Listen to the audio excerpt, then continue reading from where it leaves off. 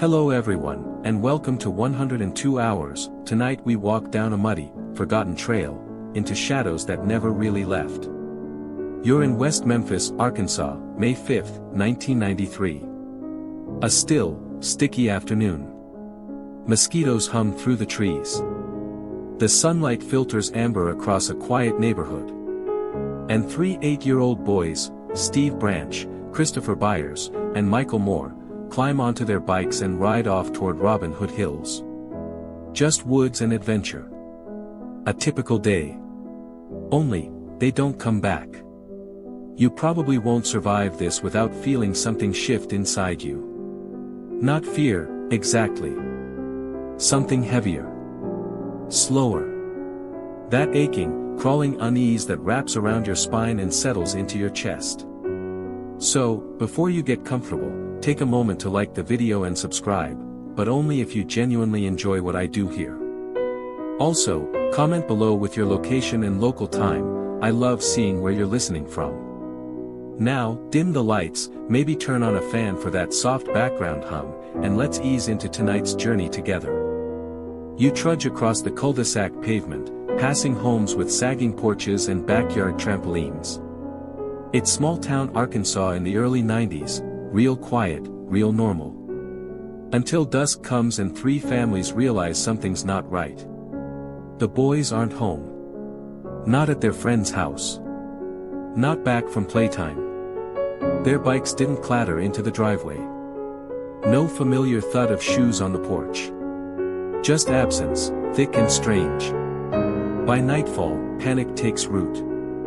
You hear it in the voices of parents phoning neighbors, see it in the flashlights combing brush and creek beds. A mother's voice catches on the name Michael. A father calls Stevie with that edge of denial, because surely, it's just a delay. Just boys being boys. Right? But the woods don't answer. Police involvement is slow. Too slow. You feel the breathlessness as dusk becomes dawn, and still, no sign of the children. Law enforcement suggests they probably just ran off.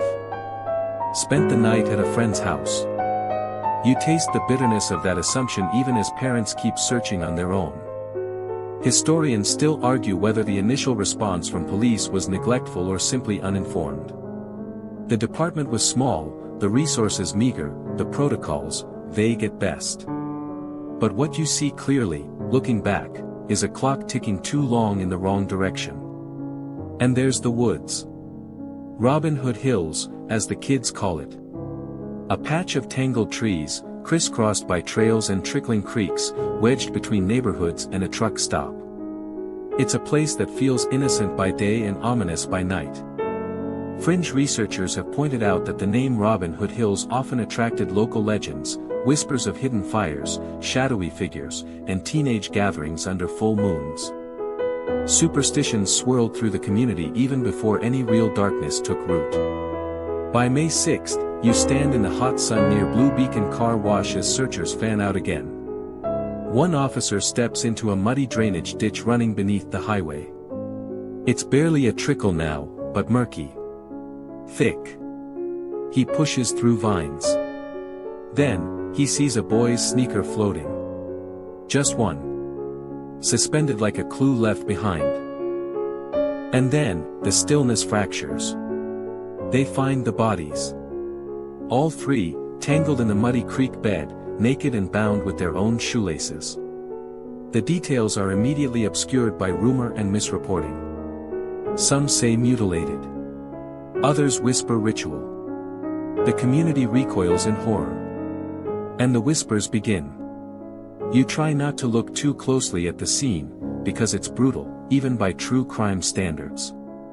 But you can't ignore it. Because that moment, when those boys are pulled from the water, is when everything begins to spiral.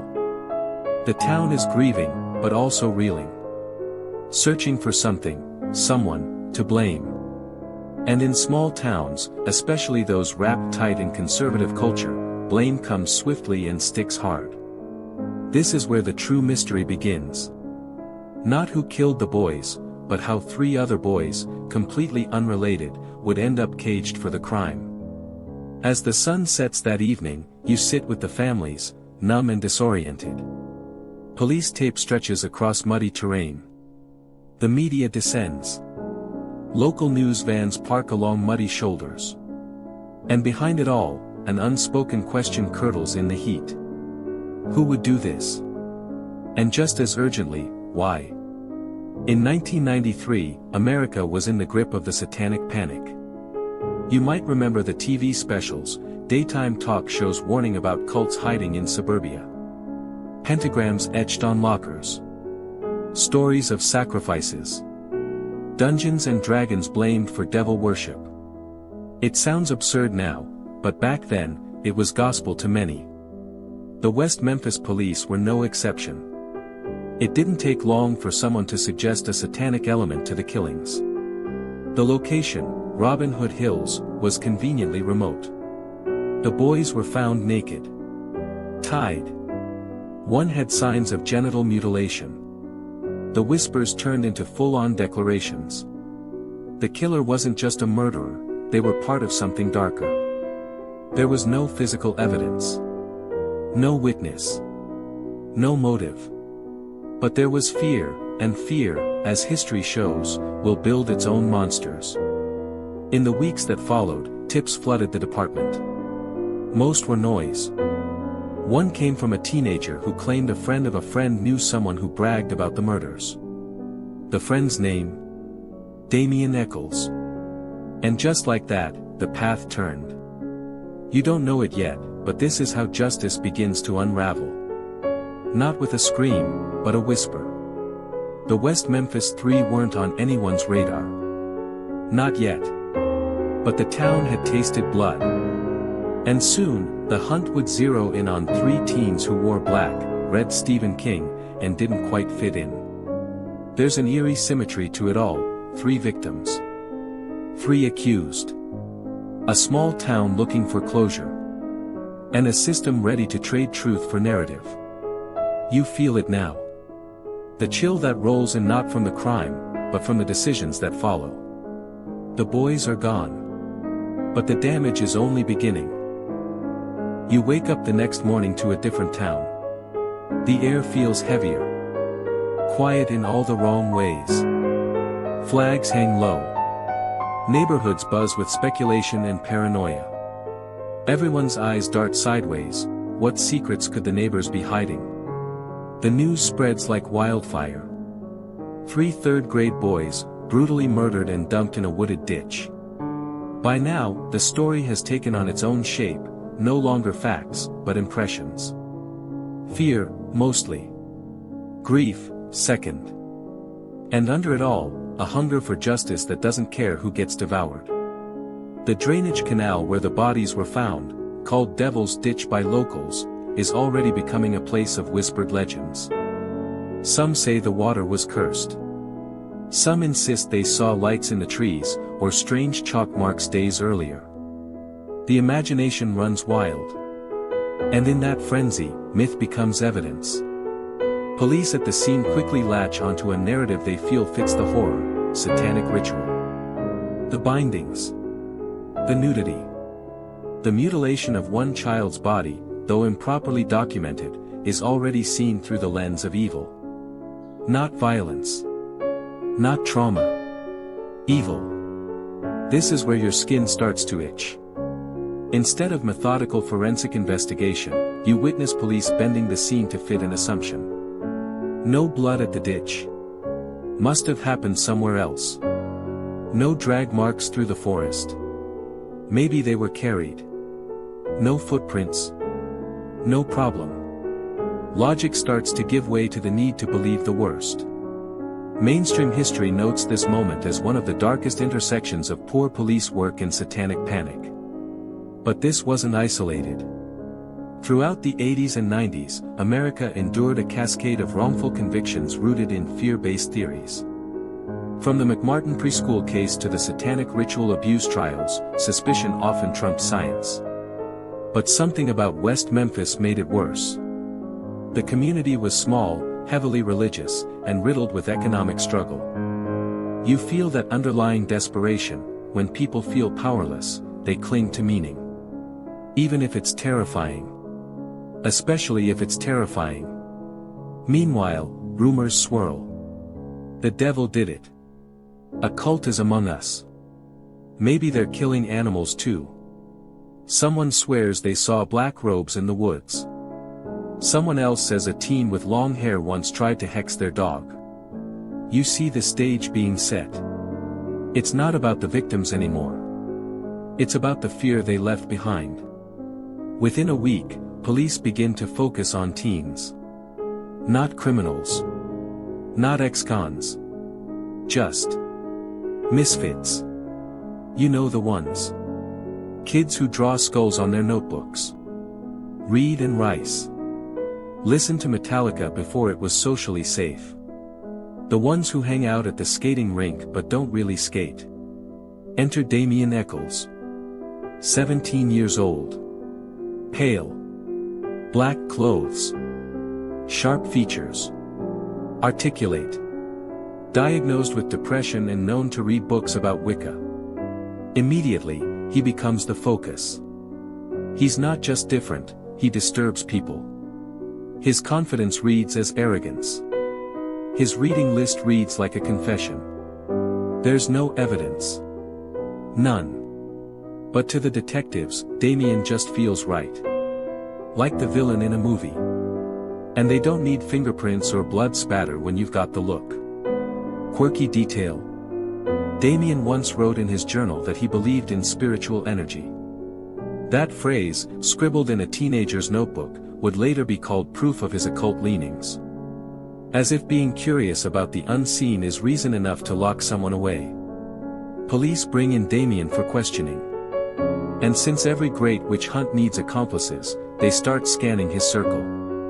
They land on Jessie Miss Kelly, a 17-year-old with a low IQ and a history of struggling in school. Jessie's quiet. Passive. The kind of kid who says yes when he doesn't understand the question, because it's easier than saying no. You watch Jessie walk into that interrogation room on June 3, 1993. He won't leave until his life is shattered. 12 hours of questioning. No lawyer. No parent.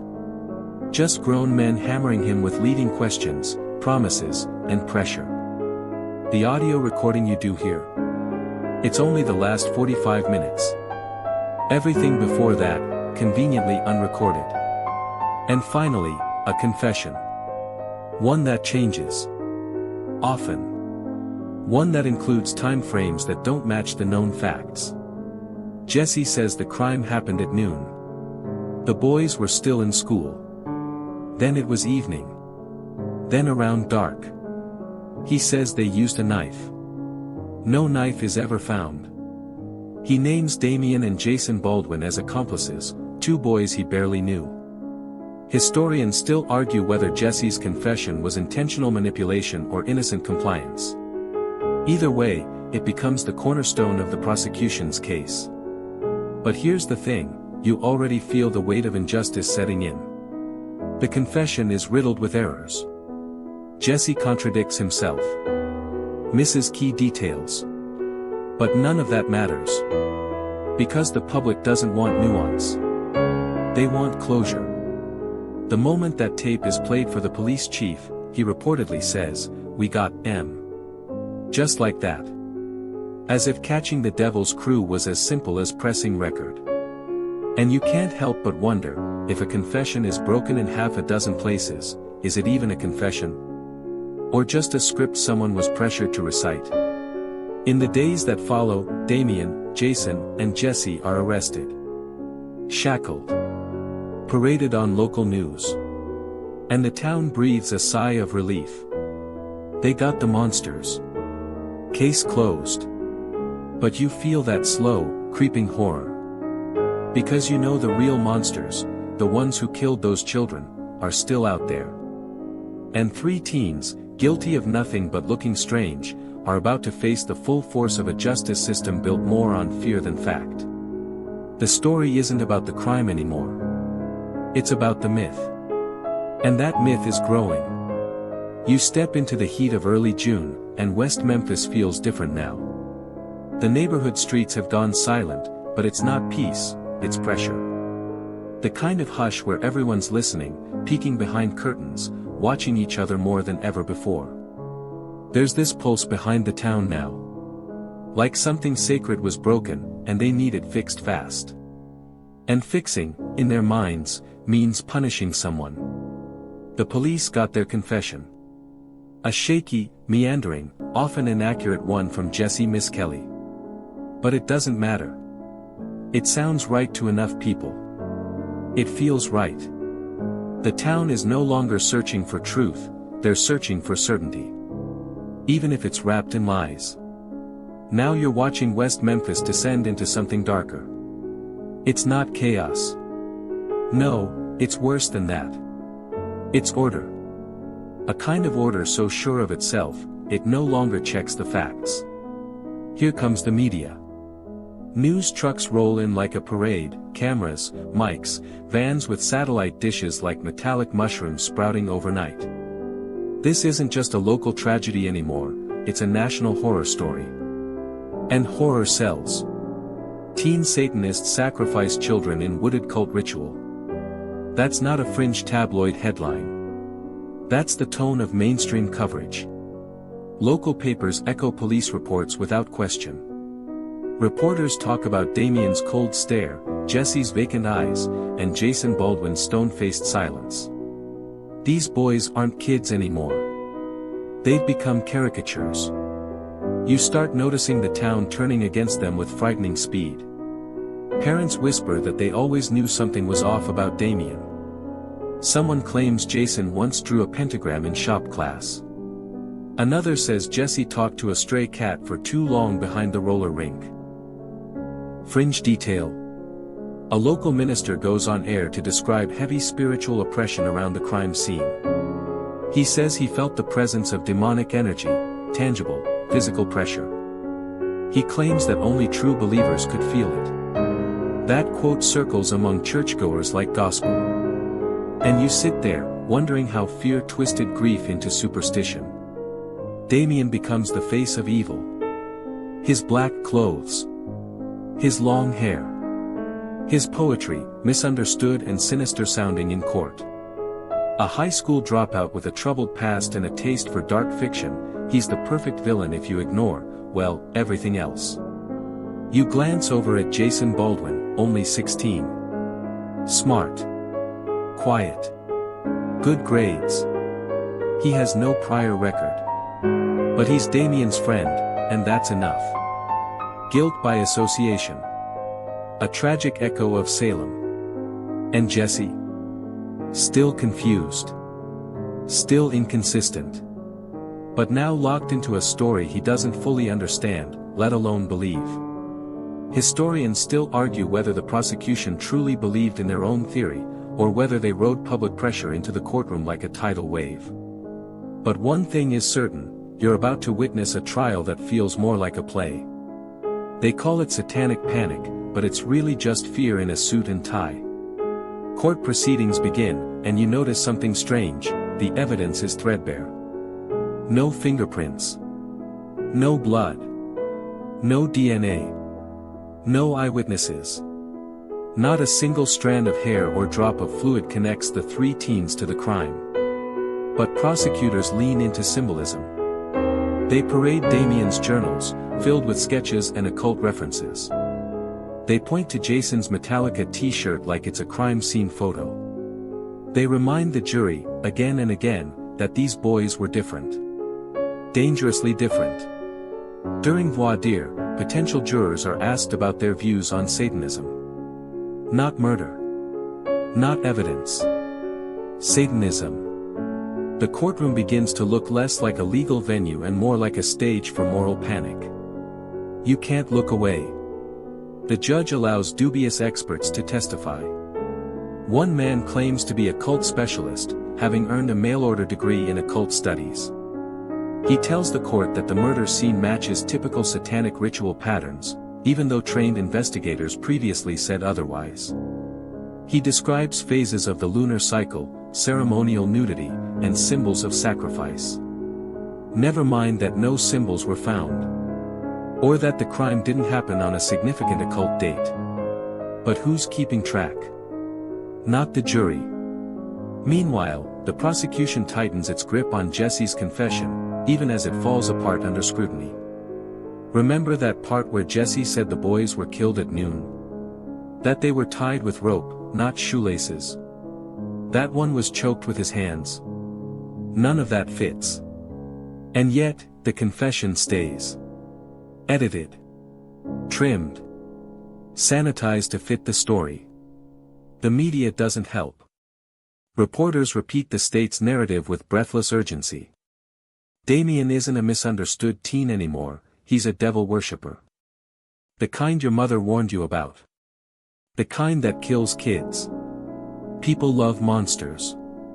Especially ones that look like they came straight out of a 9 Inch Nails music video. You think about the boys' families, both the victims and the accused. All of them trapped in the same slow-motion tragedy. The Branches, Byers, and Moores, devastated and desperate for justice. The Eccles, Baldwins, and Miss Skellys, bewildered and ostracized. Whole households scorched by the same fire. And no one, not one person, asks the question that should echo through the courthouse: what if we're wrong? That silence is louder than any scream. In moments like these, you realize the most terrifying part of the justice system isn't the killer. It's the machinery that crushes people without blinking. And now that machinery is rolling forward. You're seated on a hard wooden bench inside the courthouse now, and the fluorescent lights buzz overhead like gnats. The air smells faintly of old carpet and burnt coffee. You're one of many, but your eyes stay locked on the 3 boys, Damien, Jason, Jesse, shackled and surrounded by deputies. Just teens. But here, they might as well be ghosts already. You feel the heat in the room, not temperature, but tension. The prosecution calls them killers, devil worshippers, predators. The defense calls them kids. And the jury? They just stare. You see how quickly the image matters more than truth. The jury watches Damien closely, his face unreadable, his posture calm. Too calm, they'll later say. Jason sits with his jaw clenched, hiding fear behind silence. Jesse looks utterly lost. You see him glance around, unsure if this is still real. And in that courtroom, perception is everything. You learn something horrifying here: justice doesn't need facts if it has a face to blame. The town has already made up its mind. You overhear a woman in the lobby whisper that Damien read Stephen King and once said he believed in reincarnation. You hear a man say Jason carved a pentagram into a park bench. No one bothers to check if it's true. Why would they? The myth is more comforting than the complexity. Mainstream fact. Across the country in the early 90s, over 12 high-profile cases of alleged satanic ritual abuse ended in either overturned convictions or dropped charges, due to lack of evidence. Yet West Memphis, wrapped in its own panic, barrels forward as if untouched by the tide of retractions sweeping other courts. Damien's journal is presented as Exhibit A. You see pages filled with poetry, angsty, strange, abstract. But the prosecution reads it like a blueprint for evil. They highlight his reading material, Anton LaVey's Satanic Bible, Stephen King novels, and Wiccan texts. To you, that sounds like a used bookstore. To the jury, it's a confession. You want to scream: since when did reading become a crime? Fringe detail. One of the prosecutors later admits, off record, that he never actually read the books he referenced. He only knew they were inappropriate. That's all he needed to know. Jason Baldwin's case is even flimsier. There's no confession. No witnesses. No forensic evidence.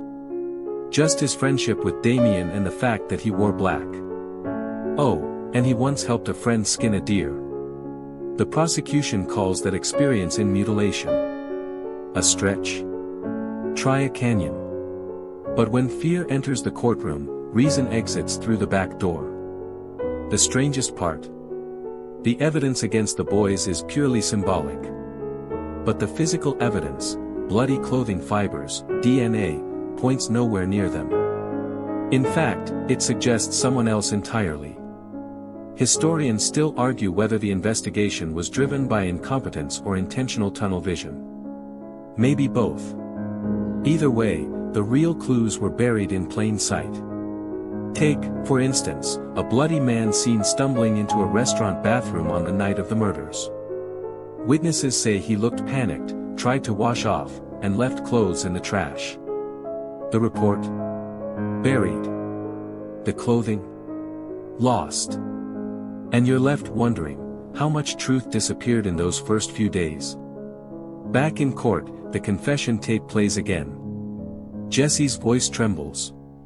His answers change mid-sentence.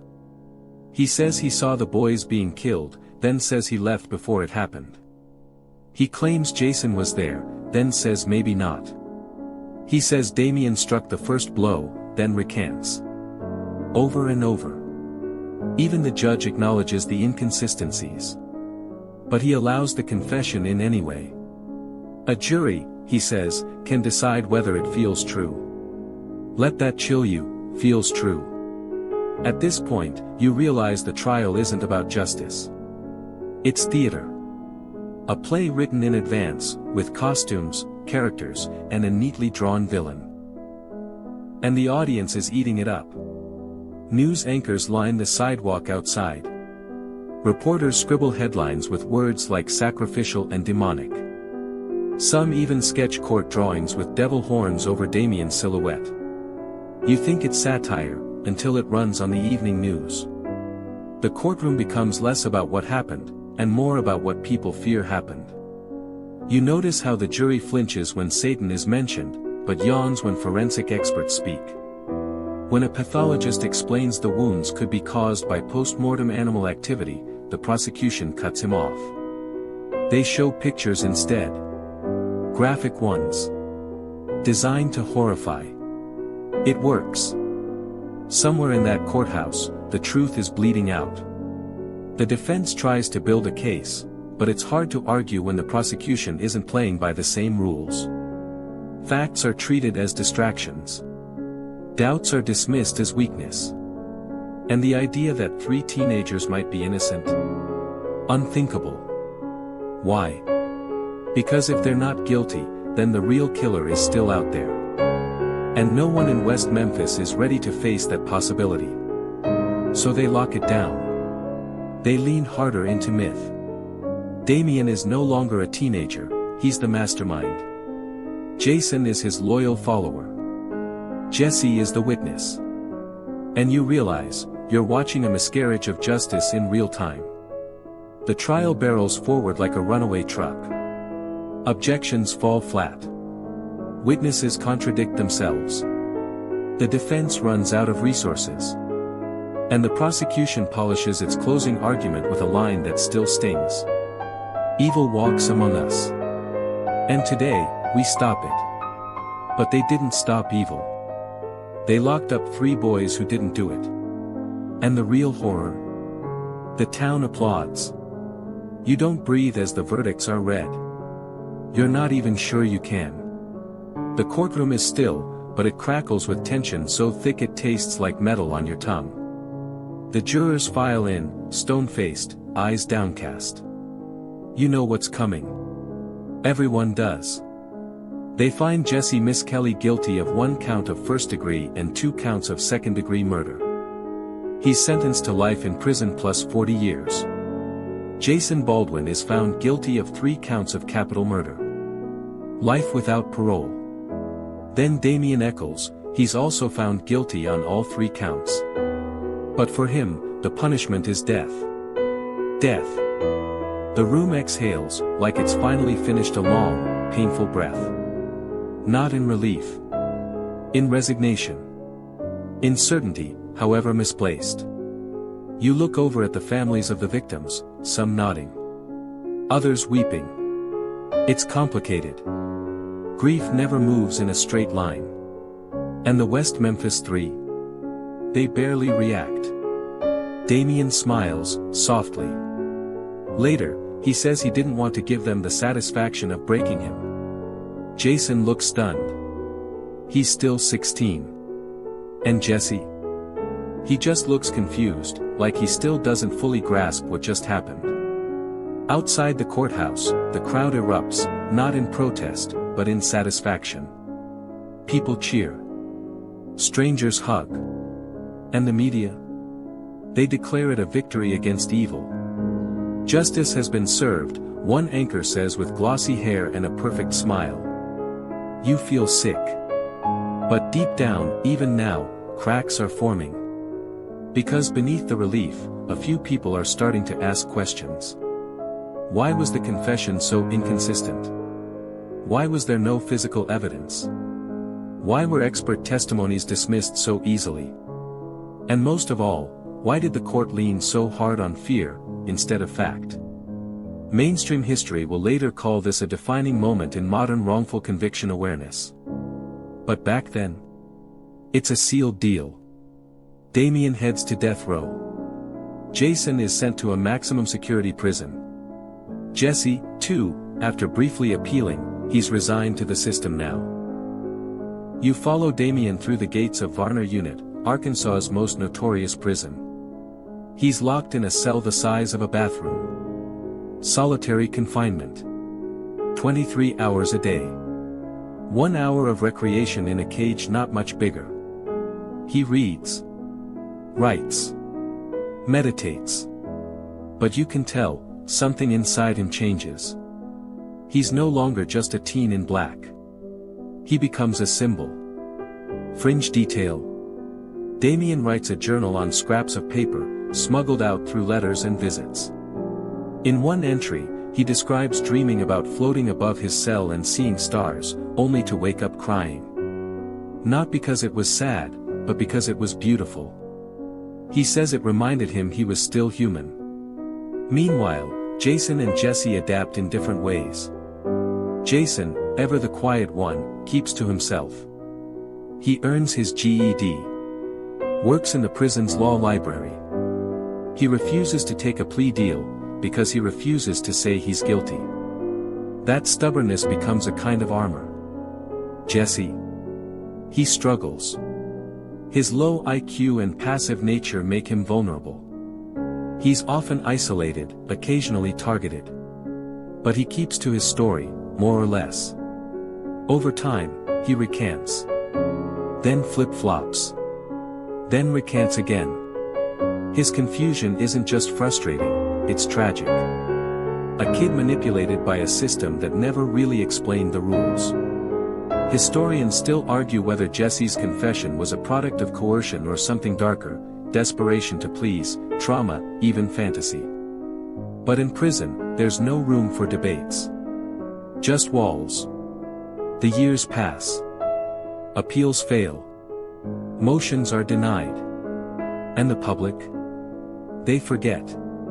The headlines move on. OJ takes center stage. Monica Lewinsky. Y2K. The West Memphis Three become yesterday's devil story. Until someone hits play on a documentary camera. Paradise Lost, The Child Murders at Robin Hood Hills debuts in 1996 on HBO. You watch from your couch now, comfortable, distant, and suddenly the case reopens in your mind. The footage is raw. You see Damien and Jason behind bars. You hear Jesse's shaky confession. You see the courtroom scenes again, edited, sure, but damning in their own way. And you can't help but feel it, something's off. The documentary doesn't scream innocent. It doesn't make wild claims. It just lets the absurdity of the trial speak for itself. And people start to notice. Slowly, something incredible happens. The case begins to attract a following. Not conspiracy theorists or fringe fanatics, everyday people. Journalists. Musicians. Filmmakers. They see what you see, 3 kids eaten alive by a town's grief and a court's hubris. One of the earliest celebrity supporters. Metallica. Which is ironic, considering their music was used in court to imply guilt. But they licensed their songs to the film for free, something they'd never done before. That's when the tide starts to shift. You see interviews with Damien from death row. He's older now. Paler. But sharper. He speaks with clarity. He talks about the books he's reading, the poetry he's writing. And beneath the calm, you feel the ache. The sense that his soul has been stretched, but not broken. And now the questions grow louder. Why were alternative suspects never investigated? Why was DNA evidence ignored? Why was one man, John Mark Byers, the stepfather of victim Christopher, never scrutinized despite erratic behavior and contradictory statements? Fringe researchers dive deep. They uncover police notes that were never disclosed. Witness interviews that contradict the timeline. Physical evidence that somehow vanished from evidence lockers. A new generation of armchair detectives begins piecing things together. Blogs. Forums. True crime zines mailed from basements. The spark catches. And the best part? You're part of it now. You're one of the voices asking, what really happened in West Memphis? Because something in you knows, this story isn't over. Not by a long shot. You sit back, watching Paradise Lost again, this time not for entertainment, but as a reckoning. You rewind scenes. Freeze the courtroom shots. Pause on faces, searching for what the jury didn't see, or maybe refused to see. And slowly, your mind circles back to one question that won't let go: how did this happen? The West Memphis Three aren't household names yet. But you feel the momentum building. Damien, Jason, and Jesse are no longer just the accused, they're symbols. Of fear. Of injustice. Of what happens when society lets its shadow decide the truth. You notice something powerful: strangers begin showing up. Writing letters. Organizing fundraisers. And not just fringe supporters, but people with reach. Eddie Vedder. Johnny Depp. Peter Jackson. Even the Dixie Chicks. Musicians, filmmakers, authors, they start speaking out. Not because it's fashionable, but because they watched the trials, and like you, couldn't look away. In 2000, HBO airs Paradise Lost 2, Revelations. The sequel amplifies the noise. You hear Damien speak from death row again, this time thinner, with less light in his voice. But the spark is still there. He says, they're trying to kill me for what I look like. For what I believe. Not what I did. And you know he's right. This section of the journey dives into the consequences of believing the appearance of evil is enough to justify conviction. You explore how satanic panic wasn't a glitch, it was a cultural operating system. Mainstream fact. In the 1990s, over 100 people were prosecuted in the United States under accusations of satanic ritual abuse. Most were later exonerated. But not before years, sometimes decades, were stolen. And in West Memphis, the grip of that fear still lingers like smoke in drywall. You discover something else: the original investigation had holes big enough to fall through. Forensic experts, watching years later, point out serious problems. There was no blood at the scene, no drag marks through the woods, no signs of a struggle where the bodies were found. Which means either the boys were killed elsewhere, or the scene was misread entirely.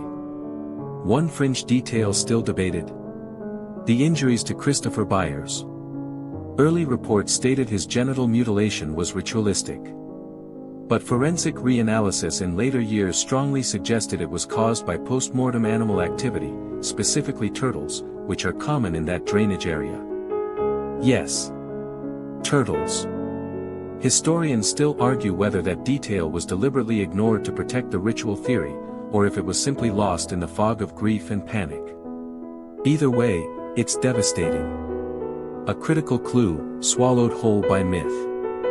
And here's where you start to feel the full weight of it. If the boys weren't killed in the woods, then where?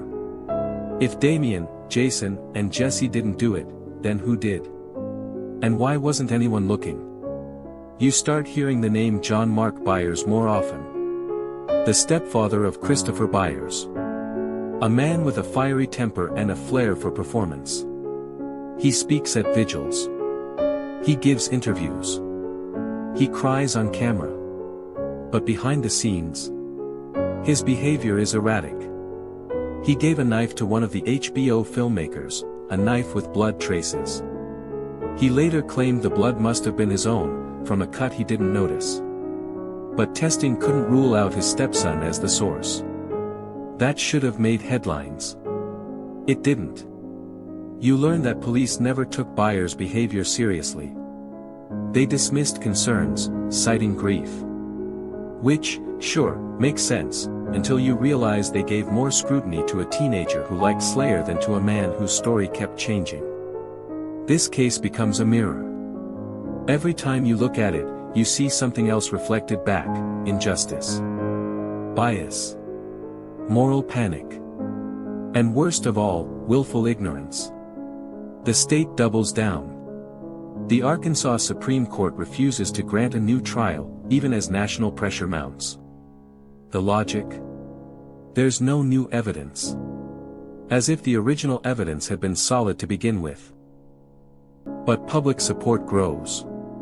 Celebrities start funding appeals.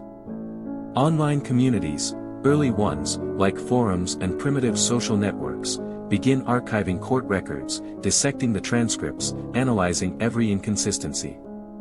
One small but passionate group creates Free the West Memphis Three t-shirts, bumper stickers, even comic zines. Some mail letters to the governor every week. Others create music compilations to raise money for defense teams. It's grassroots justice, and it's gaining traction. The press begins to shift, too. What was once a media storm painting Damien as a devil is now a spotlight on the state's refusal to admit it might have gotten it wrong. Still, the clock ticks. Damien remains on death row. Jason remains locked up. Jesse remains confused and alone. Years roll by. And you're stuck in this surreal tension, where the world outside begins to believe in their innocence, but the system inside doesn't budge. You think back to the original verdict. How the jury claimed they felt the boys were guilty.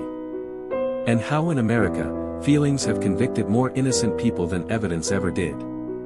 The National Registry of Exonerations reports that over 3,400 people have been exonerated since 1989. And the common denominator?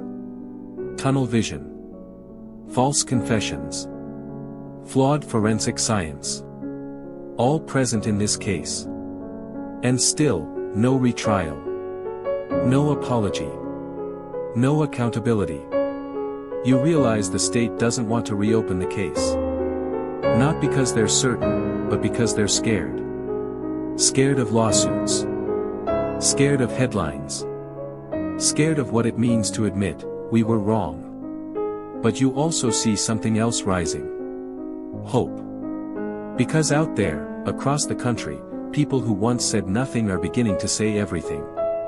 And for the first time since May 5, 1993, the question echoing across West Memphis isn't who killed those boys. It's how do we fix this? Section 7. You're standing just outside the courtroom now, but it's not the same place anymore. It's 2007. 14 years have passed. The world has changed. Flip phones turned into smartphones, DVDs became streaming, and yet Damien, Jason, and Jesse are still exactly where you left them, behind bars, trapped in time. But the cracks are growing wider. A quiet revolution has been underway, and it doesn't wear robes or bang gavels, it hums through keyboards, marches through protest signs, echoes in whispered interviews. It's driven by something harder to fight than outrage, information. Lawyers for the West Memphis Three file a new appeal. This time, the strategy is different. It's not about pointing fingers at other suspects. It's about pointing microscopes at what the state ignored. DNA. You hold your breath. Advanced forensic testing on evidence collected in 1993, long stored away in plastic bags and paper envelopes, finally gets its day in court. You imagine a lab technician carefully extracting material from those bindings, shirts, and sticks. Years later. Technology that didn't exist during the trial is now ready to do what rumor and fear never could, tell the truth. And it does. None of the DNA belongs to Damien, Jason, or Jesse. None. What they do find is unsettling. A hair tangled into one of the ligatures matches Terry Hobbs, the stepfather of Stevie Branch. Another hair nearby could belong to one of Hobbs' close associates. You freeze. You feel it, don't you? That chill of sudden clarity. The kind that makes everything else, the rushed investigation, the ignored evidence, the forced confession, click into place like a morbid puzzle. But here's the heartbreak, DNA evidence in Arkansas isn't a magic wand. You think the system will be forced to act now. You think the bars will open. They don't. The state pushes back. The new evidence is inconclusive. Prosecutors argue that DNA can be transferred, maybe Terry Hobbs lived with the boy, maybe the hair got there by chance. You stare at the court documents in disbelief. Historians still argue whether the state's refusal to accept this DNA as exculpatory was about legal caution, or something darker, like preserving reputations and preventing lawsuits. But for you, it's another brick in a wall built out of pride. And Damien? He's running out of time. He's been on death row since he was a teenager. The conditions are brutal, no natural light, no touch, no fresh air. You read his letters. He writes of migraines that last days. Of sleepless nights. Of hunger strikes. He starts to believe he'll die there. But then something shifts. It starts with the Arkansas Supreme Court. In 2010, after years of resistance, they rule that Damien, Jason, and Jesse are entitled to an evidentiary hearing. One last shot to present the DNA, the new witness statements, and the gaping holes in the original trial. You imagine them hearing the news. You imagine Damien sitting on his bunk, eyes wide. Maybe a glimmer of something too dangerous to name yet, hope.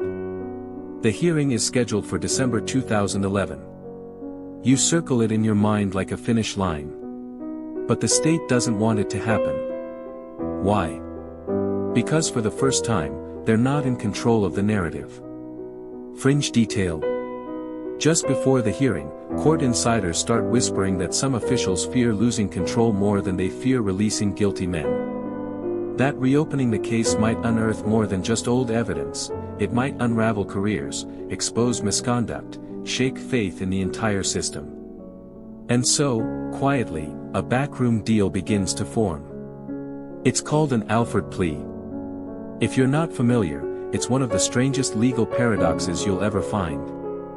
The accused maintain their innocence, but agree the state has enough evidence to convict them. In exchange, immediate release. It's a devil's bargain. Say you're guilty enough, not truly guilty, and you get to go home. It avoids retrials, it avoids lawsuits, it avoids accountability. It also avoids truth. You picture the three of them hearing this offer. Damien is on death row. Time is running out. His health is failing. His spirit is tired. Jason refuses at first. He doesn't want to sign anything that says guilty, not even in this strange legal loophole. But when he learns it's the only way Damien will walk free, he agrees. He sacrifices his principle for his friend's life. Jesse. He agrees too. Though, as always, he struggles with the wording. Lawyers help him understand it. He signs. August 19, 2011. 18 years after being convicted of killing 3 boys in the woods, the West Memphis Three walk out of prison. Free. But not exonerated. You watch them leave the courthouse. Cameras flash. Reporters yell. Damien wears sunglasses and a black button-up. Jason holds his mother's hand. Jesse squints against the sun. None of them know what comes next. The crowd cheers. Some cry. Others fume. The victims' families are split, some believe justice was denied, others say they've always doubted the convictions. And you? You sit with the strangest mix of emotions. Relief, rage, awe, grief. Like watching a miracle through a cracked window. They're free. But the system never said sorry. Mainstream fact. The Alford plea has been used in other high-profile wrongful conviction cases, most famously in the Duke lacrosse scandal and in the exoneration of Alfred Dwayne Brown in Texas. It's both a legal loophole and a shameful compromise.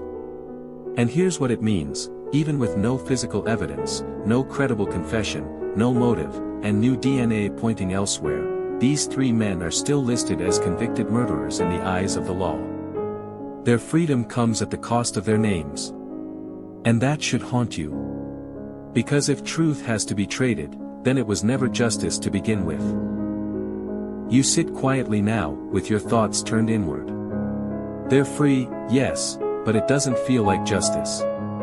It feels like someone pressed pause on a horror movie, not stop. Like a trapdoor opened beneath the truth and swallowed it before anyone could call it by name. Damien, Jason, and Jesse step back into a world they don't recognize. iPhones. Social media. Internet forums. True crime documentaries with critical acclaim. A society obsessed with what really happened. But outside fascination doesn't heal inside damage. You walk beside Damien first. He's in New York now, far from the cinderblock walls of death row. He breathes freer air. He marries Lori Davis, the woman who spent years fighting for his release. He visits bookstores. Speaks at panels. But the weight hasn't lifted, it just shifted. In interviews, you notice him speak slowly, thoughtfully. Every word measured. He says he's afraid of crowds, afraid of sleep, afraid of waking up and finding it all was a dream. 18 years. That's not a sentence, it's a lifetime. And though he's no longer shackled, trauma doesn't evaporate with a signature. Jason Baldwin takes a different path. He becomes a legal advocate. He studies law. He helps other wrongfully convicted prisoners navigate a system he now understands all too well. He says he won't rest until no one else suffers what he did. And you believe him. He's the quiet storm. Fringe detail. Jason was offered a separate deal long before the Alford plea. If he'd testify that Damien committed the murders, he could go home. He refused. Spent another decade behind bars rather than lie. That kind of loyalty, that kind of principle, doesn't fit in prison. But it fits him. Jesse is different. You sense the disorientation in him. His mental disability, the psychological damage of solitary confinement, the years of manipulation, they left scars. He struggles to explain his thoughts. His timeline. His feelings. Some days he maintains his innocence. Other days he's too confused to answer.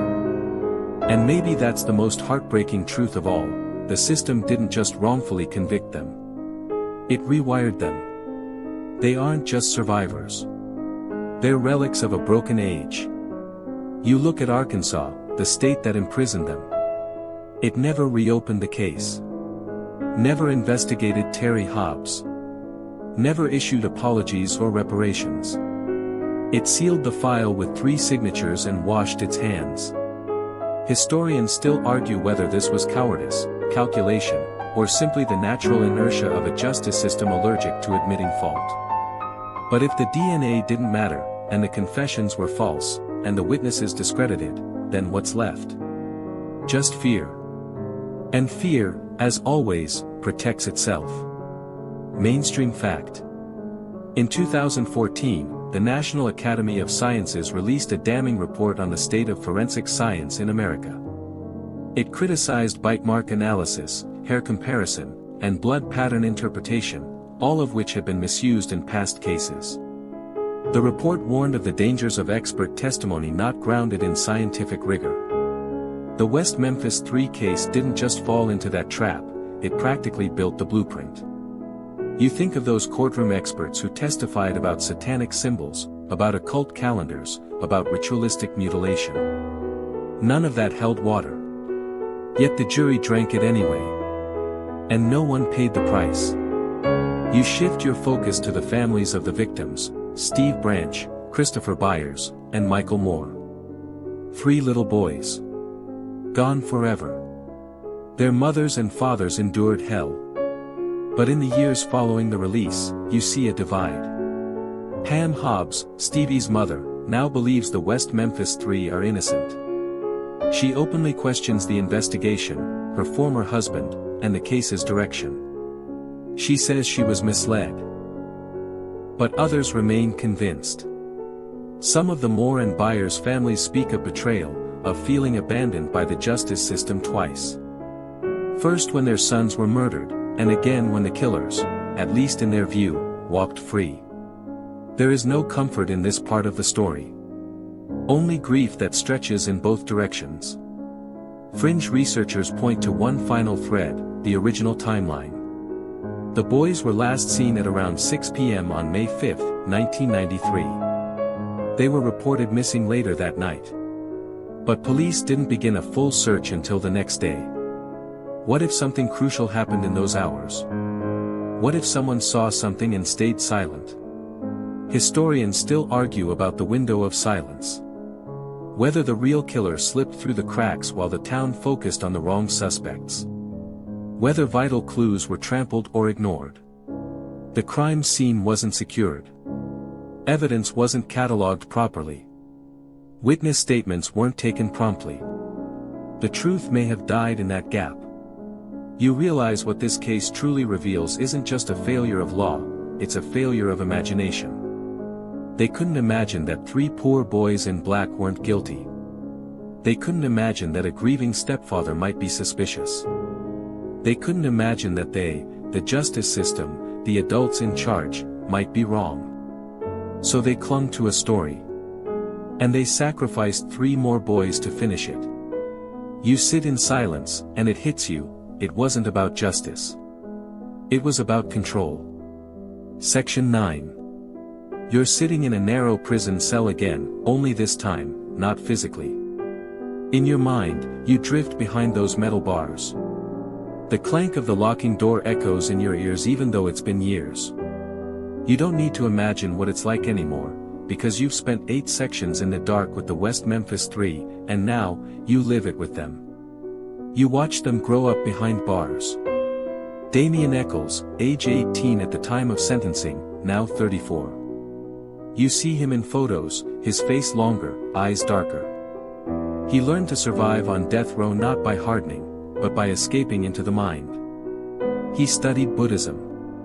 Learned to meditate. Wrote endlessly. Journal entries, essays, letters to strangers who sent hope in envelopes. His cell was barely 8 feet by 10. Concrete. Fluorescent light buzzing overhead like a mechanical insect. No windows. No contact with the earth or sky. When rain fell, he couldn't smell it. When seasons changed, he couldn't feel it. The world outside blurred. Only time inside stood sharp. Fringe detail. Damien once described his cell as a coffin you could walk around in. His reading list grew vast, Nietzsche, Crowley, Eastern philosophy. He said the only way he survived was by becoming invisible to the place. But it doesn't make it easier. He missed funerals. Birthdays. Entire cultural revolutions. When he went in, the world ran on cassette tapes. When he came out, people were live streaming their lunch. You pivot to Jason Baldwin. Jason was 16 when arrested. He never got to graduate, never had prom, never got a license. But prison didn't break him, it refined him. He earned his GED. Taught himself legal research. Became an advocate, not just for himself, but for others wrongly imprisoned. He read court documents like others read novels, line by line, cover to cover. He helped fellow inmates draft appeals. He listened. When he got out, he co-founded a nonprofit focused on criminal justice reform. He said, We weren't just victims of the system. We were witnesses to how deep it goes. Mainstream fact. The Innocence Project, launched in 1992, has helped exonerate over 300 wrongfully convicted people through DNA evidence. Jason now walks among those who carry that torch. Jesse Miskelly's time inside tells a quieter, sadder story.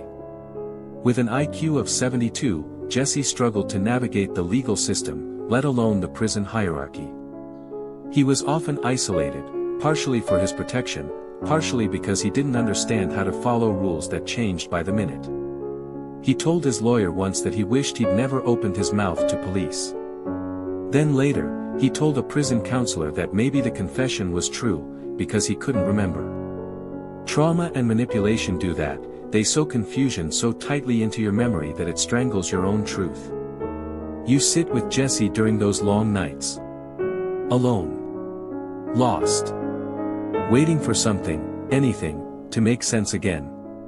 Historians still argue whether his confession should have been admissible at all.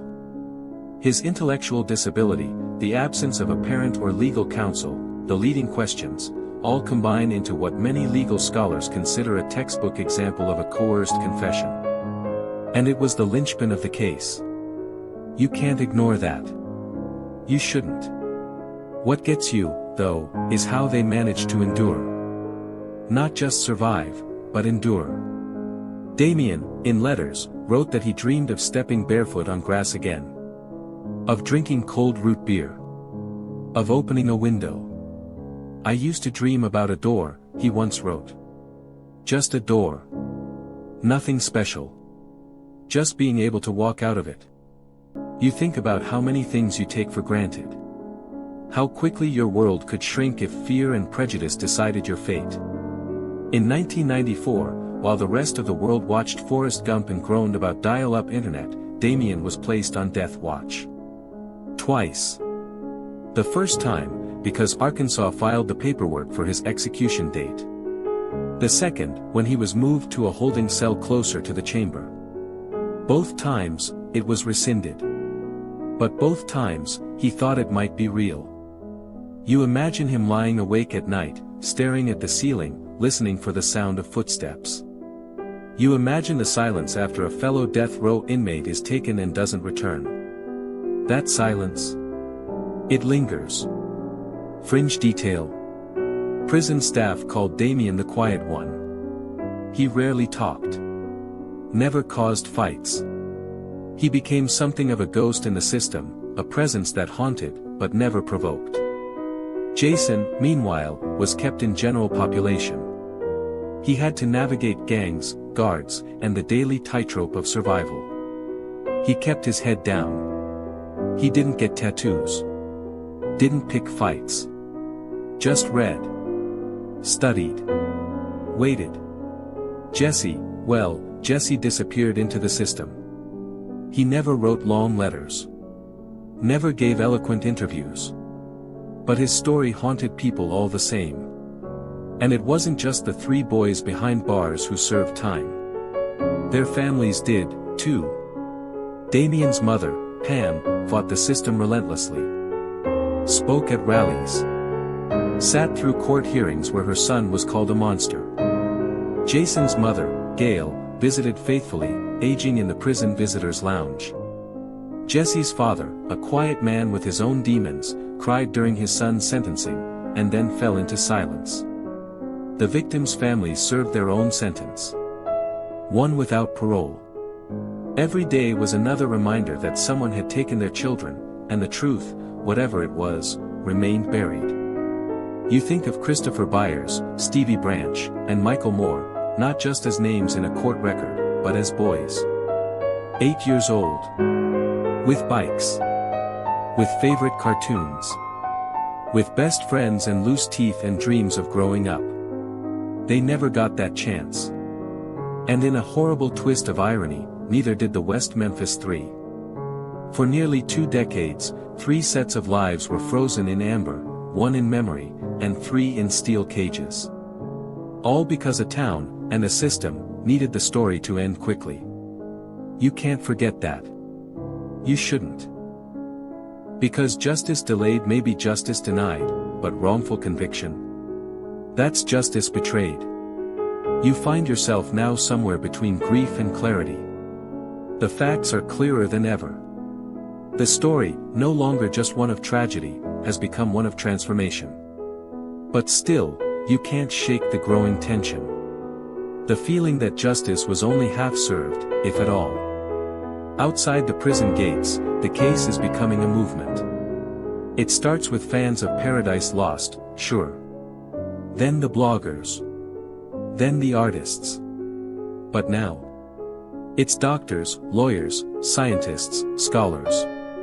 People who watched the case carefully, then began to doubt. Not as a hobby. Not as a rebellion. But as a moral imperative. It's easy to forget how rare this was. In the late 2000s, wrongful convictions were whispers. To speak out meant to stand against the justice system itself, and that came with risk. But the West Memphis Three case gave those whispers a microphone. You follow a wave of support. Natalie Maines from the Dixie Chicks speaks out. Johnny Depp takes interviews. Peter Jackson and Fran Walsh, yes, the Lord of the Rings masterminds, fund research and documentary efforts. Their mission? Exoneration, not just release. And you begin to realize something powerful. People are no longer content with free. They want vindication. You start hearing more about new evidence, overlooked, dismissed, buried. Witnesses who changed their stories. Experts willing to testify, finally, about the truth, that the crime scene bore no signs of ritual, no indicators of satanic symbols or ceremonies. That the wounds on the boys' bodies didn't match knives at all, but matched animal predation, most likely from turtles or other scavengers. Yes. Turtles again. That strange fringe detail, so often mocked in early coverage, has become a vital piece of forensic theory. Forensic pathologists now agree, the mutilations were post-mortem. Nature, not human hands. And just like that, the entire motive collapses. If there was no ritual, no mutilation, no satanic hallmarks, then why were Damien, Jason, and Jesse arrested? Historians still argue whether the satanic panic created the motive, or whether it simply provided a convenient script. Either way, it held more weight in court than any hard evidence ever did. Which brings you to the expert who never was, Dr. Dale W. Griffiths. Back during the trials, he was introduced as an occult expert. Claimed to have studied hundreds of ritual crimes. Wore a uniform-like suit. Sounded official. Impressed juries. But under scrutiny, his credentials fell apart. Turns out, he'd earned his PhD from a diploma mill. His experience was questionable. His methods outdated. Yet his testimony, his confident assertion that the crimes fit the profile of a satanic ritual, carried massive influence. Looking back, it's one of the most chilling truths: a fake expert helped send 3 teenagers to prison for life. And no one in court stopped him.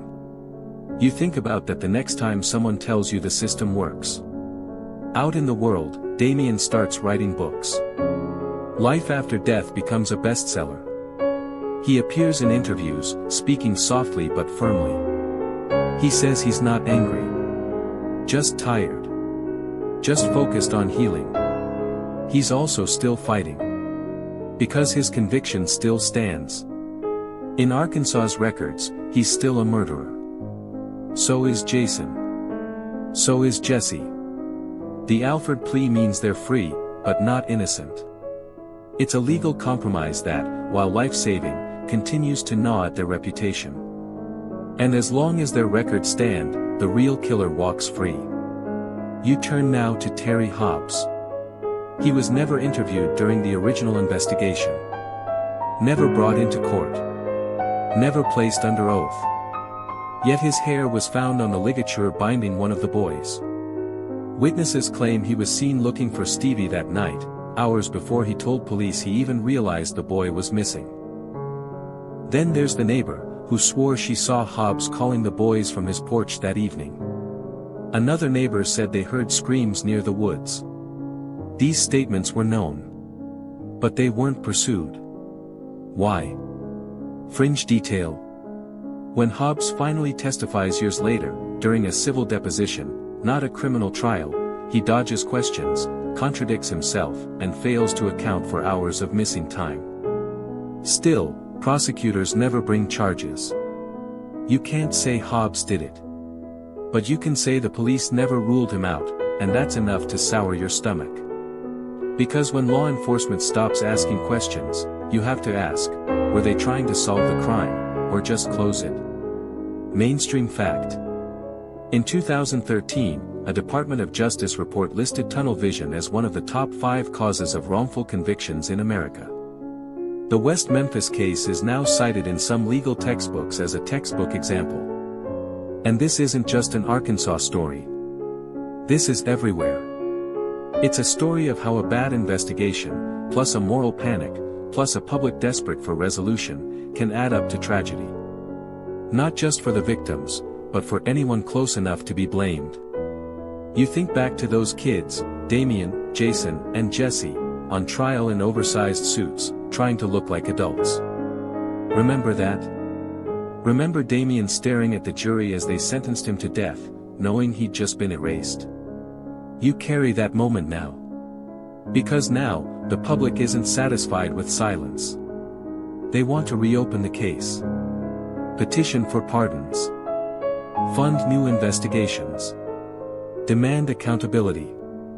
And you're right there with them. Because it's not enough that they walked out of prison. They deserve to walk into the truth. Section 10. You find yourself now somewhere between grief and clarity. The facts are clearer than ever. The story, no longer just one of tragedy, has become one of transformation. But still, you can't shake the growing tension. The feeling that justice was only half served, if at all. Outside the prison gates, the case is becoming a movement. It starts with fans of Paradise Lost, sure. Then the bloggers. Then the artists. But now, it's doctors, lawyers, scientists, scholars. People who watched the case carefully, then began to doubt. Not as a hobby. Not as a rebellion. But as a moral imperative. It's easy to forget how rare this was. In the late 2000s, wrongful convictions were whispers. To speak out meant to stand against the justice system itself, and that came with risk. But the West Memphis Three case gave those whispers a microphone. You follow a wave of support. Natalie Maines from the Dixie Chicks speaks out. Johnny Depp takes interviews. Peter Jackson and Fran Walsh, yes, the Lord of the Rings masterminds, fund research and documentary efforts. Their mission? Exoneration, not just release. And you begin to realize something powerful. People are no longer content with free. They want vindication. You start hearing more about new evidence, overlooked, dismissed, buried. Witnesses who changed their stories. Experts willing to testify, finally, about the truth, that the crime scene bore no signs of ritual, no indicators of satanic symbols or ceremonies. That the wounds on the boys' bodies didn't match knives at all, but matched animal predation, most likely from turtles or other scavengers. Yes. Turtles again. That strange fringe detail, so often mocked in early coverage, has become a vital piece of forensic theory. Forensic pathologists now agree, the mutilations were post-mortem. Nature, not human hands. And just like that, the entire motive collapses. If there was no ritual, no mutilation, no satanic hallmarks, then why were Damien, Jason, and Jesse arrested?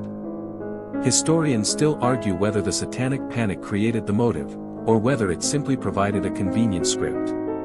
Either way, it held more weight in court than any hard evidence ever did. Which brings you to the expert who never was, Dr. Dale W. Griffiths. Back during the trials, he was introduced as an occult expert. Claimed to have studied hundreds of ritual crimes. Wore a uniform-like suit. Sounded official. impressed juries. But under scrutiny, his credentials fell apart. Turns out, he'd earned his PhD from a diploma mill. His experience was questionable. His methods outdated. Yet his testimony, his confident assertion that the crimes fit the profile of a satanic ritual, carried massive influence. Looking back, it's one of the most chilling truths: a fake expert helped send 3 teenagers to prison for life. And no one in court stopped him. You think about that the next time someone tells you the system works. Out in the world, Damien starts writing books. Life After Death becomes a bestseller. He appears in interviews, speaking softly but firmly. He says he's not angry. Just tired. Just focused on healing. He's also still fighting. Because his conviction still stands. In Arkansas's records, he's still a murderer. So is Jason. So is Jesse. The Alford plea means they're free, but not innocent. It's a legal compromise that, while life-saving, continues to gnaw at their reputation. And as long as their records stand, the real killer walks free. You turn now to Terry Hobbs. He was never interviewed during the original investigation. Never brought into court. Never placed under oath. Yet his hair was found on the ligature binding one of the boys. Witnesses claim he was seen looking for Stevie that night, hours before he told police he even realized the boy was missing. Then there's the neighbor, who swore she saw Hobbs calling the boys from his porch that evening. Another neighbor said they heard screams near the woods. These statements were known. But they weren't pursued. Why? Fringe detail. When Hobbs finally testifies years later, during a civil deposition, not a criminal trial, he dodges questions, contradicts himself, and fails to account for hours of missing time. Still, prosecutors never bring charges. You can't say Hobbs did it. But you can say the police never ruled him out, and that's enough to sour your stomach. Because when law enforcement stops asking questions, you have to ask, were they trying to solve the crime, or just close it? Mainstream fact. In 2013, a Department of Justice report listed tunnel vision as one of the top 5 causes of wrongful convictions in America. The West Memphis case is now cited in some legal textbooks as a textbook example. And this isn't just an Arkansas story. This is everywhere. It's a story of how a bad investigation, plus a moral panic, plus a public desperate for resolution, can add up to tragedy. Not just for the victims, but for anyone close enough to be blamed. You think back to those kids, Damien, Jason, and Jesse, on trial in oversized suits, trying to look like adults. Remember that? Remember Damien staring at the jury as they sentenced him to death, knowing he'd just been erased? You carry that moment now.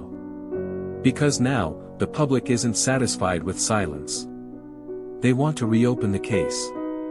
Petition for pardons. Fund new investigations. Demand accountability. And you're right there with them. Because it's not enough that they walked out of prison. They deserve to walk into the truth. You're back where it began, in a quiet corner of West Memphis, Arkansas. Robin Hood Hills is mostly gone now. Bulldozed. Leveled. Replaced by a freeway and a truck depot. A patch of land meant to forget. But you know better. That earth remembers. And so do you. Because just when the world wanted to move on, the truth came slinking out of the shadows, on the end of a cotton swab. New DNA evidence. A fresh test. Something untainted by myth or emotion. Cold, mechanical, and unarguable. A hair, not microscopic, not ambiguous, pulled from the ligatures that bound one of the boys. It doesn't match Damien. Or Jason. Or Jesse. Instead, it matches Terry Hobbs, Stevie Branch's stepfather. Not a full match, no. Mitochondrial DNA, not nuclear. But enough to raise eyebrows. Enough to demand attention. And you know what comes next: silence. The state doesn't pounce. They pivot. They say it's not conclusive. They suggest the hair could have been transferred at home. That Hobbs lived with Stevie, after all. That this doesn't prove anything. But you see it, don't you? The cracks beneath the surface. The quiet fear hiding inside legal language. Historians still argue whether this was the moment Arkansas realized they might have convicted the wrong people, or the moment they doubled down out of dread. Because when DNA starts to scream a new name, the old story dies gasping. And institutions hate to bury their own lies. You turn the pages of court filings, depositions, appeals. In one, Hobbs denies seeing the boys that day. But multiple witnesses contradict that. In another, he says he went out looking for Stevie alone. No one saw him. No one can confirm his whereabouts. Then there's that knife. Remember the knife? John Mark Byers handed one to the HBO filmmakers. Blood on the blade. Initially dismissed. Later tested. It didn't match anyone. But Hobbs? He had a history. His ex-wife, Pam, later said she suspected him for years. Claimed he was abusive. Claimed he had scratches on his body the night Stevie vanished. A friend backed her up. A relative added fuel. But no investigation followed. No charges. Just silence. Fringe detail. In a 2008 deposition, Hobbs was asked directly, "Did you kill your stepson?" His response? No. But the way he shifts in his chair, the pause before he speaks, body language analysts still dissect that footage today. Of course, that's not proof. But it gnaws at you. Because while 3 innocent men sat in cells, another man walked free. Changed his phone number. Moved houses. Lived his life. Meanwhile, the boys who were supposed to be buried with guilt spent years buried in concrete. Damien. Jason. Jesse. All 3 filed a motion in 2020, asking for new DNA testing on additional evidence. More advanced methods. Cleaner analysis. This time, not to clear their names, they've already done that, but to find out who really did it. The state said no. No new tests. No new analysis. No opening the past. Mainstream fact. According to the Innocence Project, over 30% of cases where DNA exonerated someone also involved official resistance to testing. Prosecutors often fight it, not because they're sure, but because they're afraid of what they'll find. And you get it. Kind of. Because if DNA clears Damien, Jason, and Jesse, then the state has to answer for everything. The botched investigation. The false confession. The fake expert. The destroyed lives. They might have to pay settlements. Face lawsuits. Reopen old wounds. But what about the wounds of those boys? Stevie Branch. Michael Moore. Christopher Byers. If you really care about them, don't you want the truth? That's the hardest part to stomach. The truth has been offered, again and again, and the state has recoiled from it like light through a crypt. You picture Damien now, a free man, staring out of a high-rise window in New York. He talks about healing. About forgiveness. About writing. But his name is still etched on a conviction record. So is Jason's. So is Jesse's. And the killer? Still unknown. You remember the question we asked in the beginning, what happens when justice fails? Here's your answer. When justice fails, the innocent lose decades. The guilty lose nothing. The community loses truth. And you? You're left with a puzzle missing its middle, filled only with the outline of tragedy. Fringe researchers continue to dig. Private investigators keep chasing leads. True crime podcasts unravel the case in 10 parts or 20. Every new episode brings in more listeners. More outrage. But the system? It remains sealed like a mausoleum. And still, there are clues. A shoe print. A rope. Witnesses. Gaps in the timeline. Unanswered questions. All waiting. Because maybe the final key isn't DNA. Maybe it's not a confession. Maybe it's one voice, one person, finally willing to break their silence. You hope for that. Because as long as that door remains shut, the boys will never really be free. Not Damien. Not Jason. Not Jesse. And not Stevie, Michael, or Christopher either. You're staring at a door now, not metaphorical this time, but real. A thick, rusted steel one in the archives room of the West Memphis Police Department. Behind it, evidence boxes. Old, mislabeled, and half-forgotten. And somewhere among the dusty files and water-warped folders, the answers. But the key to that door? Still held tight.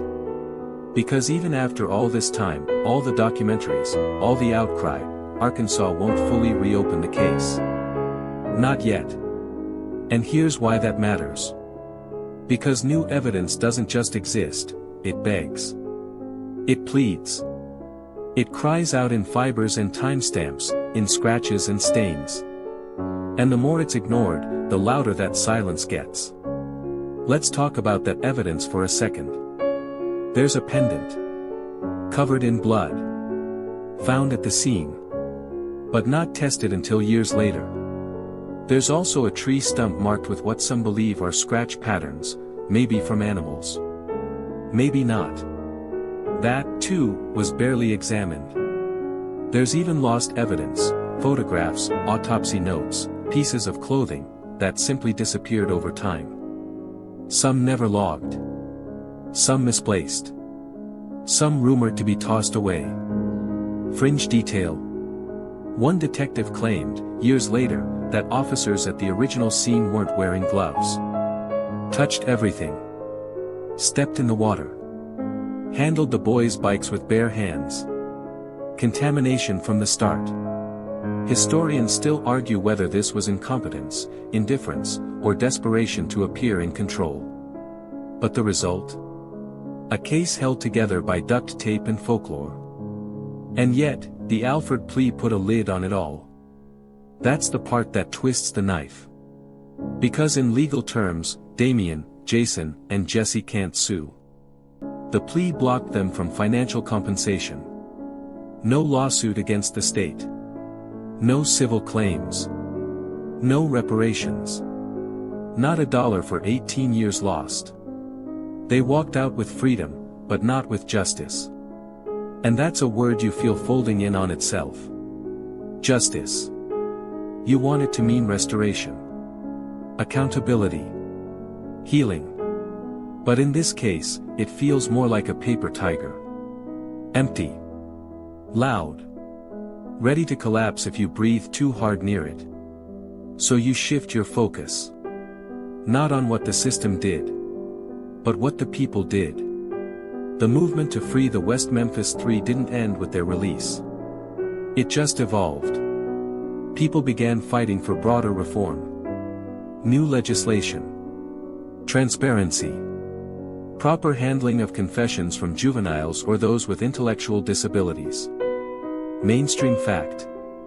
As of 2023, over 31 states have introduced or passed legislation requiring video recordings of all police interrogations.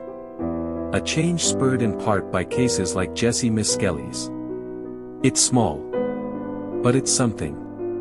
You look at Jason Baldwin's work, he co-founded Proclaim Justice, helping others who are still trapped. His nonprofit provides legal resources, connects inmates with investigators, even funds private testing of old evidence. His goal? To make sure no other 16-year-old gets tried as an adult on garbage evidence and fear-fueled testimony. Damien, meanwhile, focuses on healing. He speaks at events about trauma, survival, and the spiritual strength that got him through. He says he no longer wants revenge, only truth. Jesse stays quieter. Lives a modest life. Keeps his circle small. Occasionally speaks with reporters. Often declines. You sense he's still piecing things together, inside and out. And yet, their shadows linger over West Memphis. The town doesn't talk about the case much anymore. Some residents call it old news. Others shake their heads, too tired to relive it. Fringe detail. The lot where Robin Hood Hills once stood is now paved over. But locals say no one stays long on that stretch of road. Not because it's haunted, but because no one wants to be reminded of what got buried beneath the pavement. You walk through that space in your mind. Where boys once played. Where grief once bled out across a muddy ditch. Where truth was supposed to rise, and didn't. And you ask yourself, is it better to forget, or to remember? Because remembering hurts. But forgetting erases. And erasure is what this case almost became. If not for the filmmakers. If not for the bloggers. If not for the musicians, lawyers, misfits, and moms who didn't stop asking questions. If not for you, still listening, still wondering. Because that's what this story teaches more than anything, that sometimes, truth isn't revealed by the system. It's revealed by us. By those who refuse to stop looking. Historians still debate the chain of failures. Was it the investigators? The jury?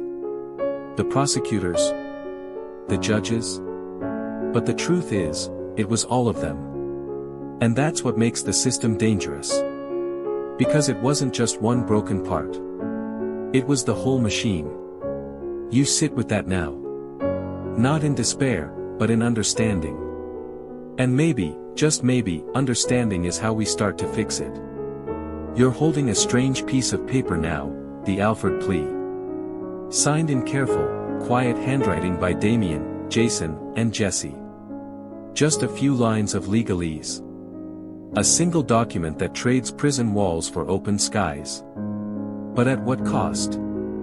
You stare at it for a moment longer than you should. Because that signature didn't just end a sentence, it sealed a fate.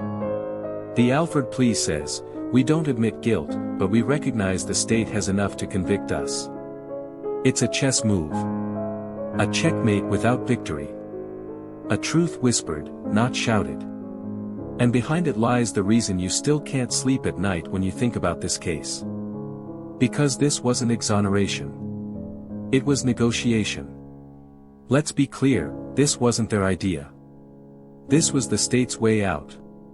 A way to open the prison gates without opening the evidence boxes. A way to free 3 men without admitting 3 others were never guilty. Historians still argue whether the Alford plea in this case was a lifeline or a muzzle. Whether it liberated or muted. But to Damien, it meant survival. He once said, I had 2 choices, die in prison, or accept something I knew wasn't just. And Jason? He held out longer. Refused to sign at first. He couldn't bear the word guilty, even in this broken context. But when he learned Damien's health was deteriorating, when he realized this was the only way to get him off death row, he caved. That sacrifice. It haunts him. Jesse, caught in the same confusion that's plagued him since his first police interview, agreed. Not because he understood it. But because it ended the noise. He just wanted out. Fringe detail. When they were released in 2011, the judge read out loud the terms of the plea. Damien, standing in a crisp black shirt, didn't flinch. Jason held his breath. Jesse glanced around the room, trying to follow what was being said. 3 men on paper. Still boys inside. The courtroom, that day, was filled with tension and camera shutters. It wasn't celebration. It was exhaustion. And when they stepped out into the blinding sun, they weren't met with cheers alone. There were protesters. Skeptics. People with signs calling them murderers. Even now. Because the Alford plea keeps the door open, for doubt. You see the long shadow it casts over every news headline, every online comment. They took a deal, someone will write. Why would they do that if they were innocent? You know the answer. But it still hurts to explain. Because legal innocence doesn't always come with truth. And truth doesn't always come with freedom. Let that sit with you for a moment. Because even now, years later, when people Google the West Memphis Three, the word convicted still lingers in the search results. And Arkansas still hasn't reclassified their records. Still hasn't cleared their names. Still hasn't allowed access to full DNA testing. As if silence will heal what years of barbed wire couldn't. Mainstream fact. According to a 2019 survey by the National Registry of Exonerations, over 10% of wrongful conviction cases resolved through Alford or no contest pleas never receive official acknowledgement from the state.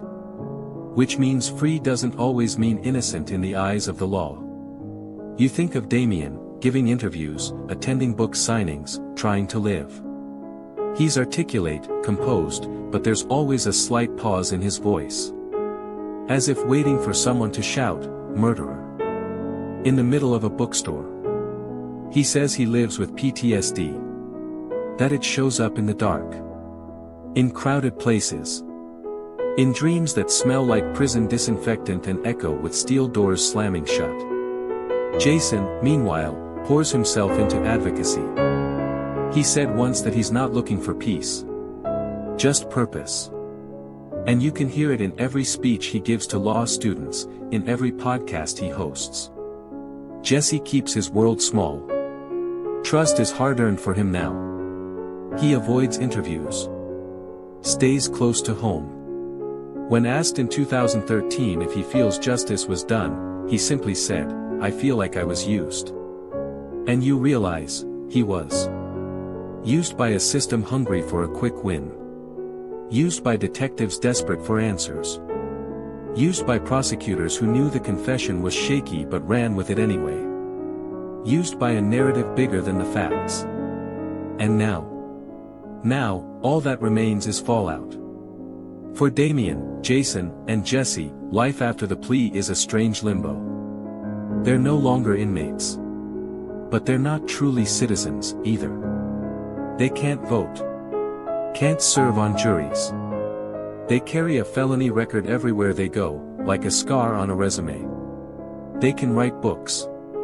But they can't erase history. You feel the frustration pulsing like a low drumbeat through the true crime community. Because exoneration means more than walking free. It means acknowledgement. It means someone standing up in court and saying, "We were wrong." But Arkansas has never said that. Not once. They didn't apologize to the boys' families for letting the Real killer walk free. They didn't apologize to the West Memphis Three for taking their youth. And until they do, the wound stays open. You look back at that plea one last time. Black ink on white paper. 3 names. 1 system. 0 justice. You've walked beside these 3 men from day one, stood at the muddy bank of Devil's Ditch, sat stiffly in courtroom pews, felt the cold steel of the prison bars, and now you're here, staring at the wreckage. And it is wreckage. Not just of lives, but of truth. You start to take inventory. What was lost? Time, of course. 18 years, gone. That's nearly 6,600 days. Birthdays, holidays, every what if you could possibly imagine. Time they'll never get back, no matter how many books they write or how many justice panels they attend. But it's more than that. They lost trust.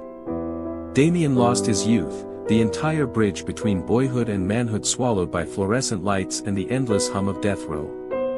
He lost his ability to sleep without fear. His ability to close his eyes without wondering if he'd ever open them again. Jason lost his education, his first love, the sound of freedom in his ears. He watched his family grow old through plexiglass and photographs. He turned legal textbooks into lifelines. But no amount of studying gives him back the years spent silent in a concrete cell. Jesse lost his bearings. With every passing year, his grip on what happened, and what didn't, became harder to hold. The damage of manipulation doesn't stop when the door slams shut. It echoes. And then, there's what the victims' families lost. 3 8-year-old boys. Stevie Branch, who loved riding his bike and flashing his mischievous smile. Michael Moore, the scout, always neat, proud of his uniform. Christopher Byers, fiery and unpredictable, but full of light. They lost their futures. Their voices. Their place in this story was hijacked, overshadowed by a narrative that never quite sought the truth. That's the part that cuts the deepest. Because when you remove the ritualistic nonsense, the media frenzy, the courtroom theater, what you're left with is 3 dead children and no real answers. The killer? Still unidentified. Maybe still living in West Memphis. Maybe reading the same articles you are. Watching the same documentaries. Wondering if they'll ever be caught. And that question hangs in the air like smoke, will they? Fringe detail. A new tip emerged in 2019. A person came forward claiming to overhear a drunken confession at a bar years prior. The man named wasn't Damien, Jason, or Jesse. It was someone unrelated. Known to one of the victims. The tip was submitted to authorities. And promptly ignored. Historians still argue about the role pride plays in prosecutorial decisions. Whether protecting the state from embarrassment now outranks the duty to pursue truth. Because reopening a case isn't just a paperwork issue. It's a political risk. You start to see the machinery behind the curtain. The Arkansas judicial system has no incentive to reopen this case. They got what they wanted, convictions at the time, closure for the headlines, and now, release without responsibility. The Alford plea let them say, "We won, and we let them go," all in the same breath. It's a legal Schrodinger's box, guilty and innocent at the same time. You feel how dangerous that is. How precedent-setting. Because if they can do this to 3 teenage boys in a tiny southern town, what stops them from doing it again? Or again? Mainstream fact. The West Memphis Three case is now taught in some law schools as part of wrongful convictions curriculum. It's a symbol of what happens when fear replaces facts and when the system stops asking why and starts asking how fast. And that's what was truly lost, integrity. Because at every stage, investigation, prosecution, trial, imprisonment, release, someone could have stopped the wheel. Could have said, "This doesn't feel right." But no one did. Or, if they did, their voice wasn't loud enough. And that silence. That's the real villain in this story. You think about what it means to live with that. Damien, walking through a world that still Googles his name and adds killer to the search bar. Jason, now helping free others, while knowing his own record still reads like fiction. Jesse, trying to stay invisible, because the spotlight was never kind to him. You think about the families, especially the ones who still believe the 3 are guilty. It's hard to blame them. Their grief was weaponized. Their tragedy turned into theater. And the state never gave them an honest second chapter. Because the Alford plea was never a resolution. It was a shutdown. It froze the case in time. Made sure no further evidence could be tested. Made sure no appeals could be made. Made sure no lawsuits could follow.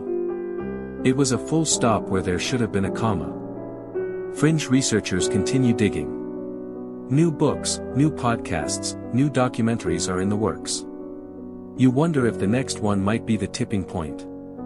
The moment someone, somewhere, reopens the files. Pulls out the evidence. Starts from scratch. Maybe. You want to believe it. Because if we don't fix this story, really fix it, then we're saying something far darker. That it's okay to let fear decide. That it's fine to sacrifice truth if it keeps things tidy. That it's acceptable to trade 3 young men's futures for peace of mind. You don't want to live in that world. So you stay with the facts. With the records. With the names. You remember. Because memory is the only justice left when the system shuts the door. You sit with the weight of it now, 15 sections deep into a story that never got the ending it deserved. Not in court. Not in truth. Not in peace. You think back to where this all started, 3 boys pedaling down the cracked pavement toward Robin Hood Hills. Sunlight flickering through the trees. Laughter probably still in the air. Their final moments, forever frozen in time. Then 3 other boys, just a few years older, their lives spiraling inward. Dragged from school, from skate parks and bedrooms, and cast into the fire of hysteria. The headlines didn't name them. They branded them. Damien. Jason. Jesse. For the better part of 2 decades, they were faceless villains for some, tragic figures for others, and a living question mark for everyone else. Even now, in a world overflowing with information, some still call them guilty. Because the record never said otherwise. You scan the timeline one last time. May 5, 1993, the crime. June 3, 1993, the confession. June 7, 1993, the arrests. March 1994, the verdicts. 2011, the release. 2024, still no exoneration. Time doesn't heal this. Time just muffles the shouting. Mainstream fact. According to the National Institute of Justice, the average time served before exoneration in wrongful conviction cases is about 14 years. The West Memphis Three served 18. But they didn't get exoneration. They got compromise. And compromise, however dressed up, is not the same as justice. You think of Damien's voice in an interview. Calm. Patient. They didn't just steal years, he said. They stole belief. Belief in fairness. In evidence. In decency. Jason once said, "I forgave the people who hurt us. But I don't forgive the system. Because the system never said sorry." Jesse rarely speaks about it now. Maybe because he doesn't want to relive it. Or maybe because, deep down, he never fully left it behind. And then you think of the real question, the one too big to fit inside a courtroom. If we know the truth but don't correct the record, does the lie still win? Because that's where the story sits today. Suspended. 3 men free but not cleared. 3 boys dead and still without a confirmed killer. A town trying to forget. A system pretending it worked. Fringe detail. A private investigator still works the case. Still interviews locals. Still combs through evidence. Not for money. Not for fame. But because he says, you don't get to bury justice and walk away. That's what you're left with. Not closure. But responsibility. Because you've heard the story now. All of it. And that makes you a witness too. To the failure. To the fallout. To the flicker of truth still burning under layers of fear and paperwork. You remember what we opened with? Hello everyone, and welcome to 102 Hours. You didn't know then how dark the road would get. How tangled. How long. And now. Now you're the one who keeps the story alive. Who remembers the names. Who refuses to accept an Alford plea as a finish line. Because justice doesn't sleep. But it does sometimes get buried. And someone has to be there, flashlight in hand, digging it back up. And now, we pause. The lights are low. The story has been told. But not everything that needed saying has been said, because some truths live in the spaces between. So take a moment. Let the tension in your chest fall away like dust settling. Breathe deep, steady and slow.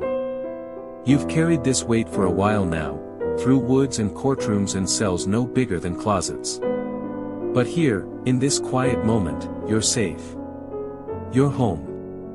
You might still feel it, those ripples of grief, of anger, of unfinished justice, but don't worry. You're not alone in that. Because hundreds, maybe thousands of people hear this story each year. And with each listener, it gets a little louder. A little more impossible to ignore. The names, Stevie, Michael, Christopher, Damien, Jason, Jesse, echo across decades. They don't fade. Not here. Not with you. Let the silence now be a kindness, not a failure.